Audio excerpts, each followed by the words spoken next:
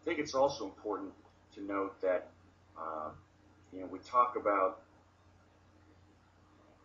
hear a lot of people talking about foot strike and ground contact time and everything else. Well, we do need to realize that even the better runners do actually um,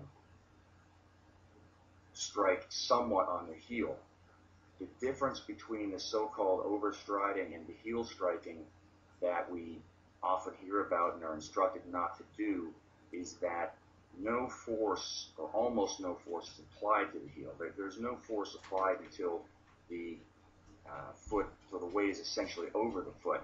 And so here you get a midfoot strike. I think it's clear from Craig's standpoint that he's not a forefoot striker, and you can see that there's some ground contact with the heel. But as the weight is applied and support occurs here, it's essentially a midfoot strike, as opposed to someone who's overstriding that tend to drive his heel straight into the ground and achieve a lot of impact off of the heel.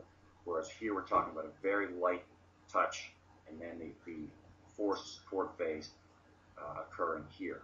So I think some people with trying to emulate certain running techniques or follow certain running techniques get too hung up on a forefoot strike or not touching the heel, and you can see that that's not really entirely right.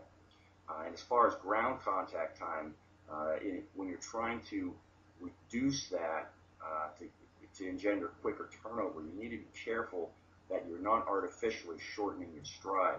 What will cause quick turnover and quick ground contact time is moving quickly over your foot, and that is a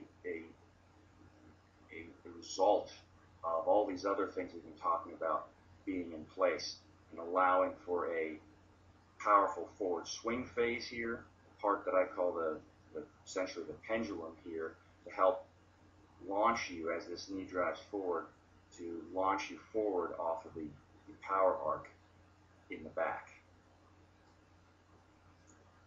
Another comparison shot here, we can see again the difference between Craig's posture and Chris's posture at toe off here, especially in the right next to each other. It's interesting to look at Chrissy, because she really falls more into the category of a cadence runner as opposed to a range of motion runner. Obviously, she runs quite well, not quite as well as Mirinda, but she uses quite a speedy cadence, and you see that her range of motion is not quite as good as what you see from Craig, but we can see that in the toe off, she is still maintaining that power arc, as I said, that upright posture, driving the core forward off of the back leg and getting forward propulsion. She doesn't extend as much or have the range of motion that Craig does, but she still is able to generate very effective force. When she combines that with her 97 or 98 cadence clocked her at, she moves along quite well. Now, the other fantastic run of the day, maybe the best run of the day, was Brittany Carfree's, and I've done a analysis of her before, but we can clearly see the same principles I've been talking about here in her stride. And of course, this is fairly late in the run here, if I'm not mistaken. This is on the way back on the Queen K, so this is probably at least 20 miles into the run here in her first marathon ever. But we can see the exact same posture I'm talking about in the range of motion and the forward force generation. Once again, the power arc posture that I'm talking about here, driving her forward.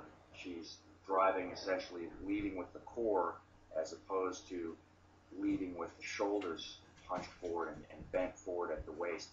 And at toe off, She is getting great extension here and forward propulsion. And once again, if we want to look at the way she's landing, we can clearly see that there's some heel contact again there, but that the weight transfer immediately is transferred to the midfoot. So I think when you're talking about what makes a fast runner, what's the difference between a fast runner and a not so fast runner, these are the things that really, really matter. And so what needs to be done for someone is to generate the mobility needed and the mobility and the stability needed to run with this type of profile and this type of force production. So mobility and stability and the ability to, as my good friend Coach Al says, to decelerate efficiently, in that there's no collapsing or loss of energy going on during the impact or the weight bearing phase.